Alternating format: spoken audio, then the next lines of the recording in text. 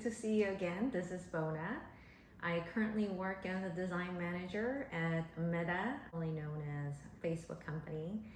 I help people fundraise on social media, such as Facebook and Instagram. Last week I shared a little bit about myself, and I told you that I worked at small startups mostly before joining Meta, and this was definitely my first big tech experience. So a lot of people ask me, a lot of my mentors, a lot of my friends ask me whether I enjoy working at small startups or at a big tech company. So today I thought I would share a little bit about the differences between the two. I can't really say I enjoy one more than the other because I think there are pros and cons between the two. Let's start from startup side. So before joining Meta, I worked at slew of startups, ranging from 2 people team all the way to 250 people team. And it was a lot of fun, I gotta say. I think the first pro of startups is that it has relatively low barrier of entry. So if you're transitioning from a different design field, or if you don't have a lot of experience working as a UX UI designer, then startup may be a good transitional entry point.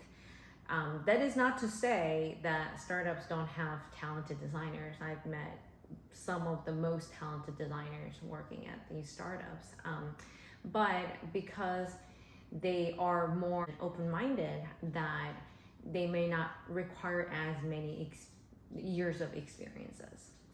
Second pros is that you get to experience different roles. At a startup, everybody wears many hats. So for example, when I first started, I did some user research because we didn't have a dedicated user researcher. So I learned a lot about user research, actually doing user research. But at a big tech companies, you definitely would have a dedicated person there for each function. And while you will collaborate with them, you wouldn't actually deliver outcomes for those functions. That is not your core function. Third pros is that there is a big opportunity of growth. Big tech companies, or big companies in general, they have a large existing user base. So their changes tend to be incremental. They sometimes do this really big redesign, but that is not very common. Comparing to that, if you work for a small startup, they may be building something from scratch, which has a lot bigger scope. And as a small startup, you tend to try to be as innovative as possible and differentiated as possible. So you may be able to you may be given more freedom to try different things. So as a designer, that gives you more scope than, let's say, if you got hired as a junior designer at a big company. I remember that one of the startups that I worked at, they gave me this very lofty goal of redesigning their flagship app. The first day that I joined, I was grateful for the opportunity, but looking back, that is a bold move, and I don't think something like that is very common for a big company.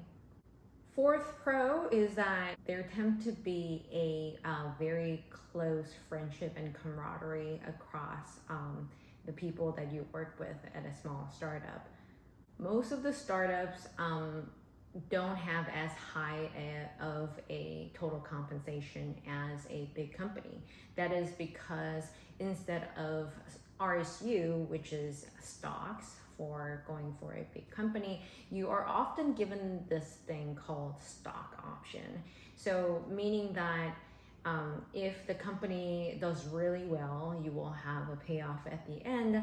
But oftentimes, if the company doesn't do well, and if they didn't go IPO, then you will definitely lose that portion of the total compensation comparing to going to a big company. So that means everybody in the company, they all, work super hard for a common goal that brings them together, which after a few years, you will definitely build the kind of camaraderie tighter than at a big company. So this sounds like there's a lot of pros at a startup. What could be the downside? What would be the cons of working at startups?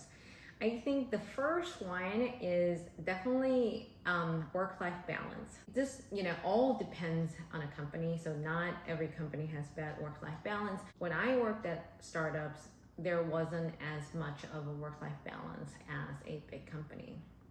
This could be the culture of the company. Maybe everybody's working overdrive to make a company super successful. So you may just, like when the company culture is like that, you tend to work a lot more too. So that could be it. Or you may just be super passionate about what you're working on. So you are self-motivated to destroy your own work-life balance. Either way, I think it's generally more common that startups don't have as good of work-life balance as a big company.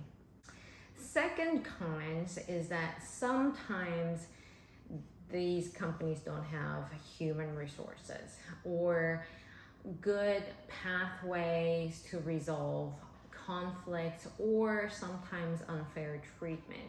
And this is,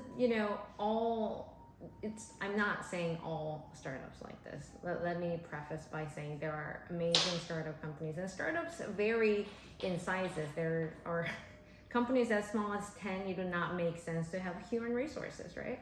And there are startups that have 5,000 people and still call them large startups. So it really depends. The smaller the company is, the less likely that they would have the processes of fair treatment if something didn't go right. For instance, there may be some leaders who present behaviors that are less than ideal. And if you're in a big company, there are so many channels that you can resolve these without being treated unequally by speaking up.